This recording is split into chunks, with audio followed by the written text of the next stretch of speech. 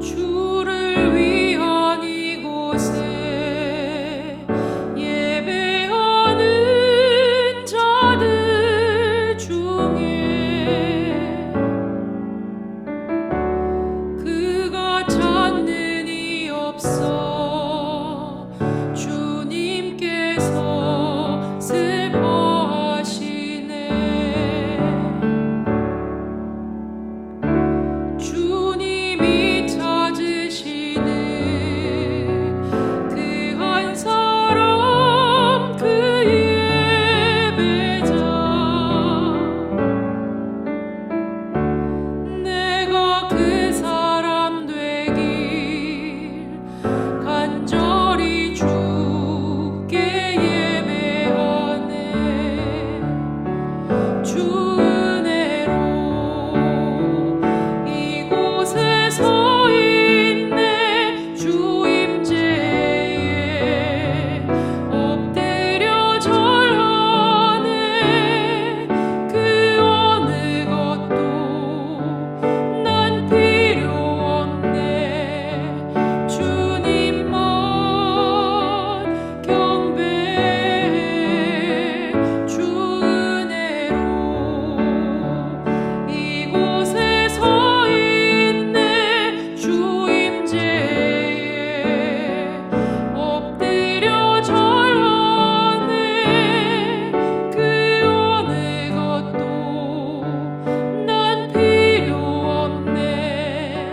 주님만 경배해.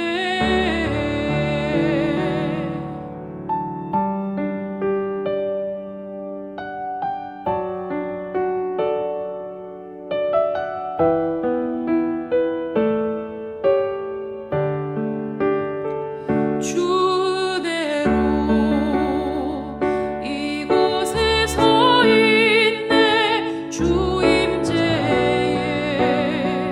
엎드려 절하네. 그 어느 것도 난 필요 없네. 주님만 경배해. 주 은혜로 이곳에 서 있네. 주 임재에 엎드려 절하네. 그 어느 것도 난 필요 없네. 주님만 경배해.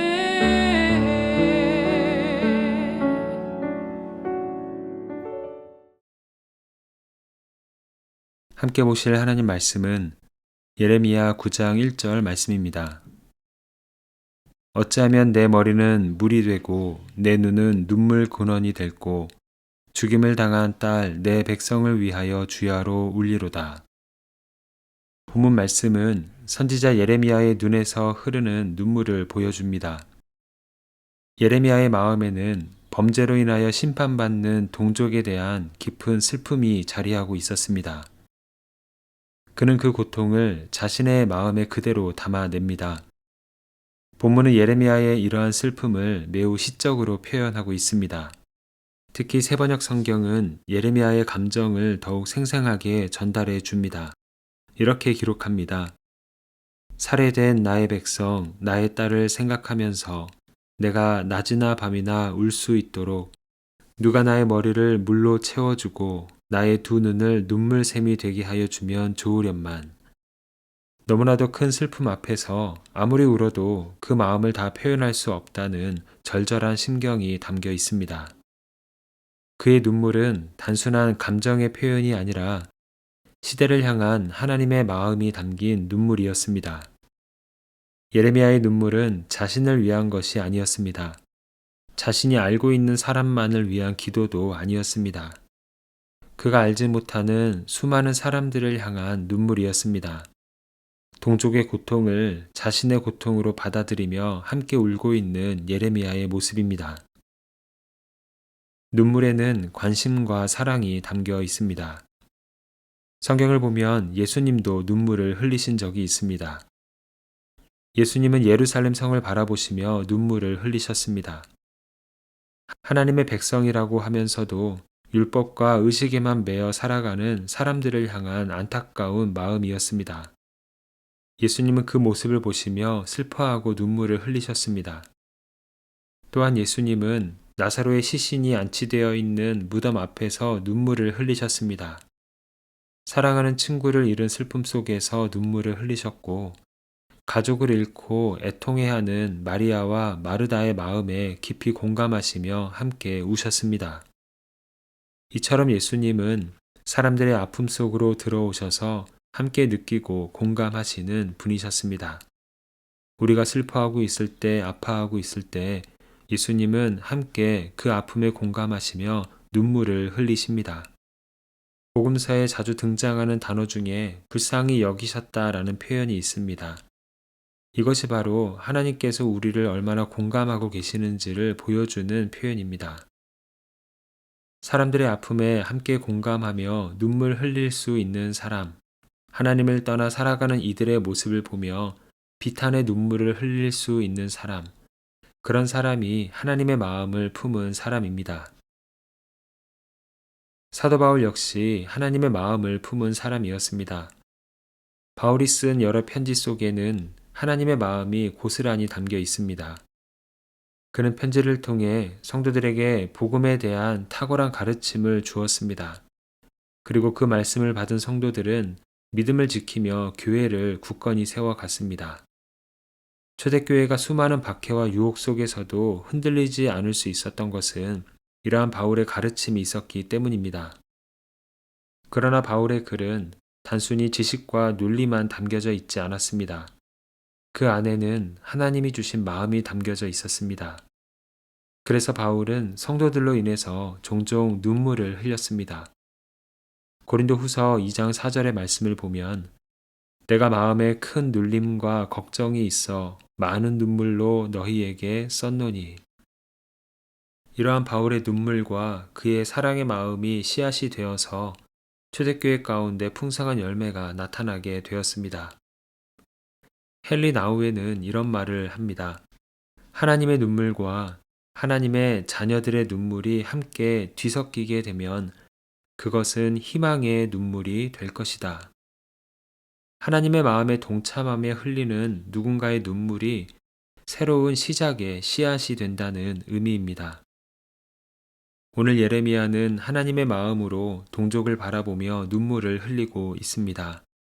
하나님의 마음을 품고 동족을 향해 눈물을 흘릴 수 있는 예레미야를 통해서 그 땅에 회복이 일어나기 시작했습니다. 이 눈물은 우리의 눈에서 흐르는 실제 눈물만을 의미하지는 않습니다.